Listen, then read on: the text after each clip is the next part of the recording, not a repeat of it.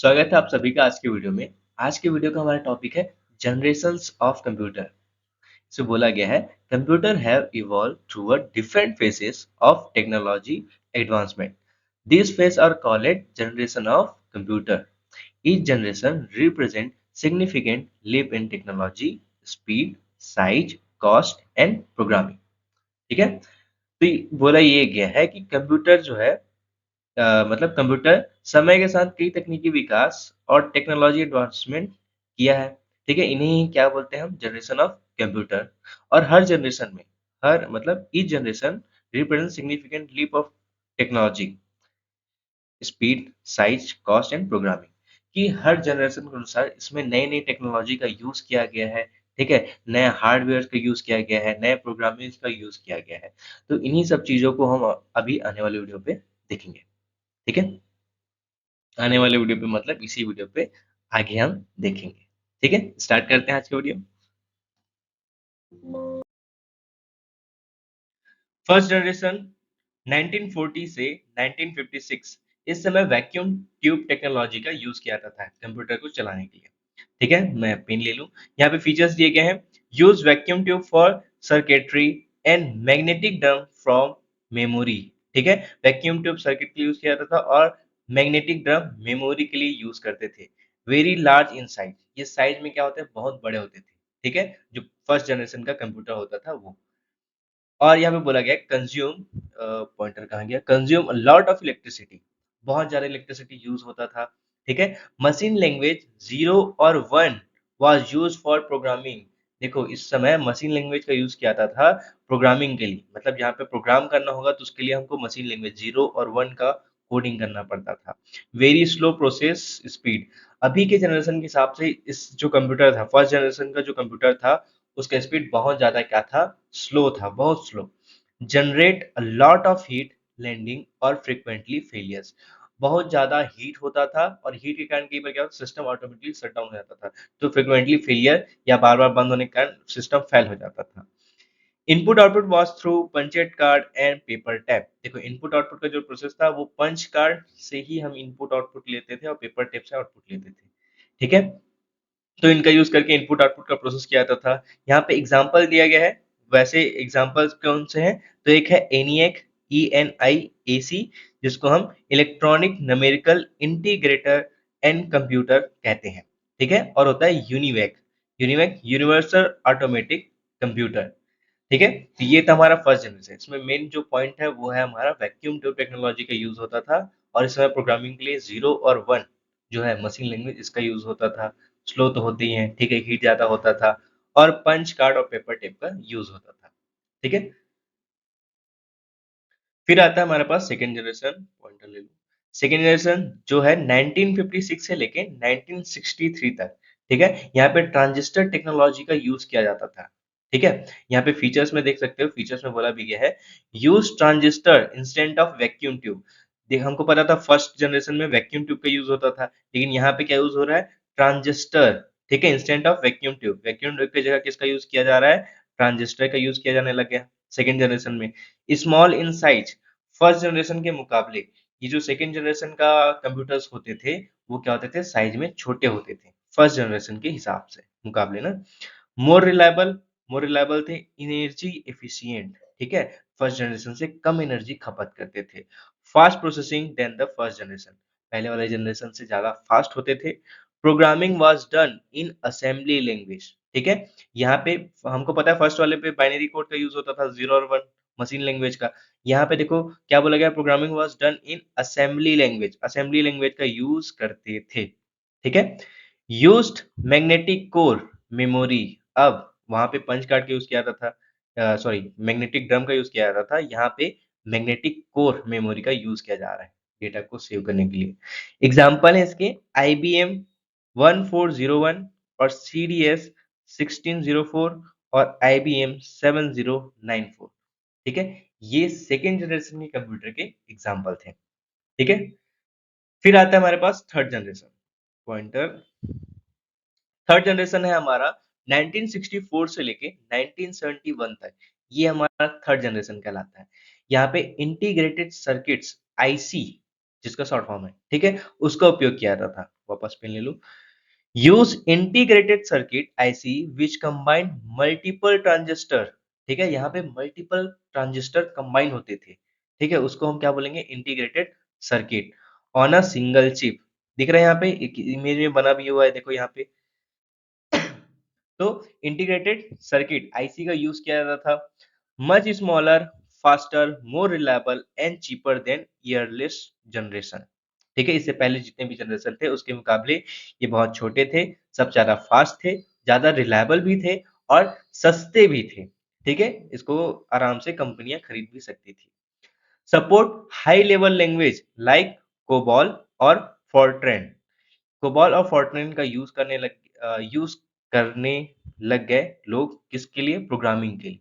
ठीक है, allow multitasking and multi programming. इस सिस्टम में मतलब थर्ड जनरेशन में मल्टीटास्किंग का काम स्टार्ट हो गया और मल्टी प्रोग्रामिंग का भी, क्योंकि एक से ज्यादा लैंग्वेज यहाँ पे सपोर्ट हो रहा है, कोबॉल और फोर्ट्रेन। अब keyboard and monitor become start input output device. Input output device के लिए अब क्या यूज हो रहा है, कीबोर्ड। कीबोर्ड का यूज करने लग गया और आउटपुट के लिए हम क्या यूज कर रहे हैं, मॉनिटर। मॉनिटर जहाँ पे हमको दिखता है और कीबोर्ड जहां से हम इनपुट देते हैं। तो थर्ड जनरेशन में इनपुट आउटपुट के लिए हम कीबोर्ड और माउस का उपयोग करने लग गया। इसके एग्जांपल कौन से हैं, तो IBM 360 सीरीज और हनीवेल 6000 सीरीज। और एक और है PDP, प्रोग्राम्ड डेटा प्रोसेस। ये भी क्या है, एग्जांपल्स हैं किसके, तो थर्ड जनरेशन के, जहां पे इंपॉर्टेंट क्या है हमारा, इंटीग्रेटेड सर्किट, इसका यूज किया जाता है। ठीक है, फोर्थ जनरेशन 1971 से प्रेजेंट अभी तक। ठीक है, यहाँ पे हम माइक्रो प्रोसेसर टेक्नोलॉजी पे काम करते हैं। ठीक है, पेन ले लू। Used micro processor thousand of integrated circuit built onto a single silicon chips। याद रखना, फोर्थ जनरेशन में किसका यूज किया जाने लगा, सिलिकॉन चिप्स का यूज किया जाने लगा, जिसके अंदर क्या है, थाउजेंड ऑफ इंटीग्रेटेड आईसी। जो थर्ड जनरेशन में था आईसी, वैसे ही थाउजेंड ऑफ इंटीग्रेटेड चिप होते हैं जिसके अंदर, सिलिकॉन चिप के अंदर। ठीक है, introduction of personal computer PC. Fourth generation में जो हमारा पर्सनल कंप्यूटर, जो कि सबसे ज्यादा यूज होने वाला कंप्यूटर है, उसका इंट्रोड्यूस किया गया। एक्सट्रीमली फास्ट एंड पावरफुल, बहुत ही ज्यादा फास्ट थे और पावरफुल होने लगे इस टाइम के कंप्यूटर।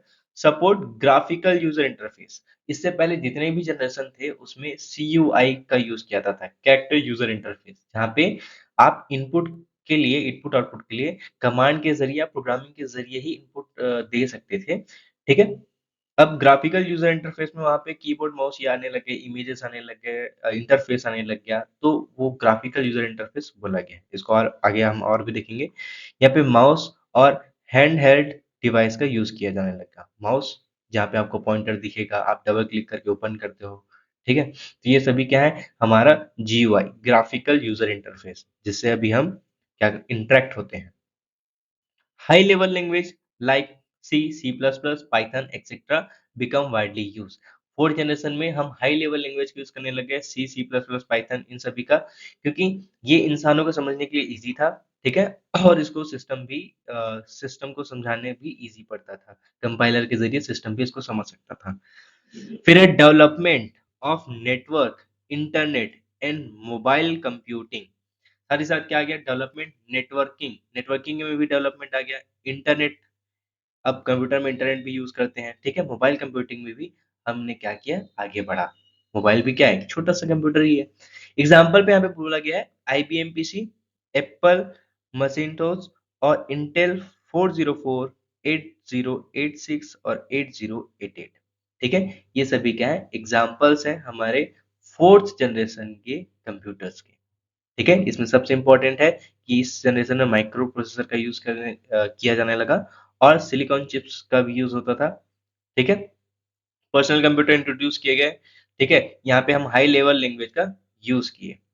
कौन कौन से, तो C++, पाइथन, ये सभी हाई लेवल लैंग्वेज है।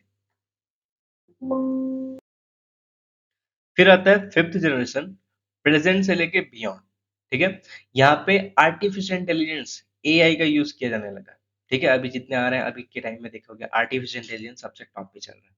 ठीक है, बेस्ड ऑन आर्टिफिशियल इंटेलिजेंस और मशीन लर्निंग और quantum computing in natural language processing.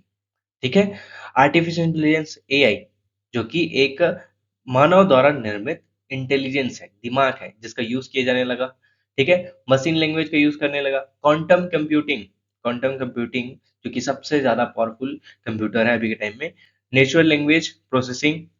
और क्या बोला गया, computer can think, learn and make decision.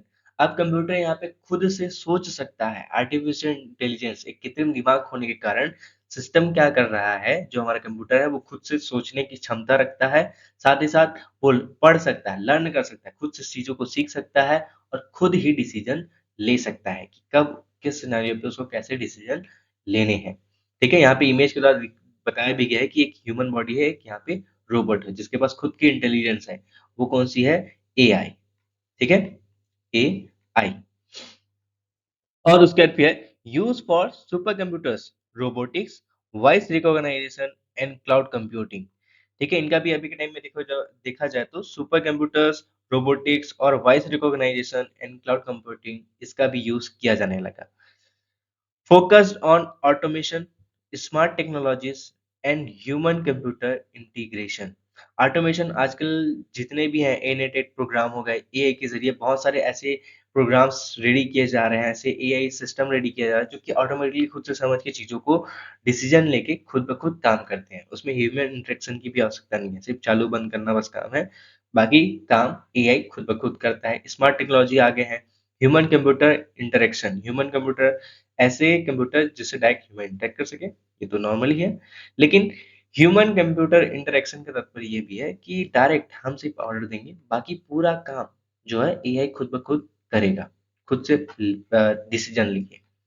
Example, AI assistant like Siri, Alexa, Google assistant, IBM Watson और क्वांटम कंप्यूटर बाय गूगल और IBM. ठीक है। गूगल और आईबीएम के पास क्या है? क्वांटम कंप्यूटर, जो कि अगर एक प्रकार से देखा जाए तो सुपर कंप्यूटर से भी बहुत ज्यादा पावरफुल है। ठीक है। Comparison table. अब सभी जनरेशन को एक बार कंपेयर करके देख लेते हैं कि क्या क्या चीजें थी, क्या क्या ग्रोथ आया। ठीक है। अभी तक में तो फर्स्ट जनरेशन 1940 से लेके 1956 कौन सी टेक्नोलॉजी यूज होती थी? तो वैक्यूम ट्यूब। कौन सा लैंग्वेज यूज होता था? Machine language. स्पीड बहुत स्लो था और साइज बहुत ही ज्यादा बड़ा था। एग्जाम्पल है एनिएक और यूनिवेक, ये दो कंप्यूटर थे। सेकेंड जनरेशन 1956 से लेकर 1963, यहाँ पे ट्रांजिस्टर टेक्नोलॉजी का यूज किया जाने लगा। असेंबली लैंग्वेज का यूज किया जाने लगा प्रोग्रामिंग के लिए। फास्टर था जनरेशन वन के मुकाबले, और क्या है, स्मॉलर जनरेशन वन के मुकाबले थोड़ा छोटा भी था। आईबीएम 1401, ये इसका एग्जाम्पल है। थर्ड जनरेशन 1964 से लेके 1971, यहाँ पे इंटीग्रेटेड सर्किट का यूज किया जाने लगा। हाई लेवल लैंग्वेज जैसे कोबाल और भी बहुत सारे लैंग्वेज थे। ठीक है।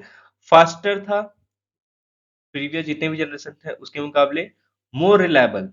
ठीक है। इसका एग्जांपल है आईबीएम 360, ये जो पीसी है। फोर्थ जनरेशन 1971 से लेके अभी तक, यहाँ पे माइक्रो प्रोसेसर का यूज किया जाने लगा और हाई लेवल लैंग्वेज का यूज किया जाने लगा, सी, सी प्लस प्लस और Python.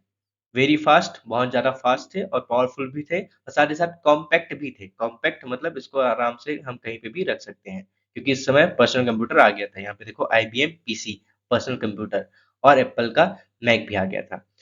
Fifth generation now to future, अभी से लेके हमारे आने वाले भविष्य तक, यहाँ पे एआई आ चुका है, आर्टिफिशियल इंटेलिजेंस और quantum computing. AI, ML, machine level language. ठीक है। अल्ट्रा फास्ट और स्मार्ट, बहुत ही ज्यादा फास्ट है और स्मार्ट भी है, क्योंकि खुद से डिसीजन ले सकते हैं, खुद से सीख सकते हैं चीजों को। ठीक है। इसका एग्जांपल है यहाँ पे सीरी, आईबीएम, वाटसन यहाँ पे दिया गया है, गूगल असिस्टेंट है, जेमिनी है, बहुत सारे ऐसे एआई कंप्यूटर्स हैं जो कि अभी के टाइम में यूज किए जा रहे हैं। ठीक है। तो अभी की वीडियो में इतना ही है। ठीक है। मिलते हैं नेक्स्ट वीडियो पे, तब तक कीप लर्निंग।